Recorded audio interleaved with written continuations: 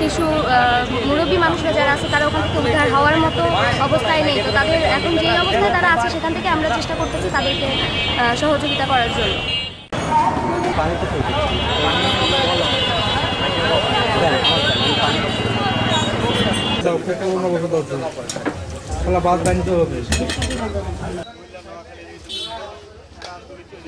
আজকে আমাদের যে কর্মসূচিটা হচ্ছে সেটা হচ্ছে আমরা বন্যা পরিস্থিতির মোকাবেলা করার জন্য আমরা নাটোরে বেশ কয়েকটা বুথ দিয়েছি এবং এই বুথের জন্য এখন বর্তমানে আমরা এখানে কাজ করছি এবং এর পাশাপাশি আমরা শিশুদের যে খাবার এবং এর পাশাপাশি আমাদের এখানে যে ড্রাই ফ্রুটগুলো এই আইটেমগুলো আমরা এখানে সংগ্রহ করার চেষ্টা করছি এবং এর পাশাপাশি যারা আমাদেরকে এখানে সহযোগিতা করে যাচ্ছে এই টাকা দিয়েও আমরা ছোটোদের খাবার এবং লাইফ জ্যাকেট যে সাপোর্টগুলো দরকার এই খাবারগুলো আমরা এখান থেকে কিনে তারপর আমরা এখান থেকে পাঠাবো।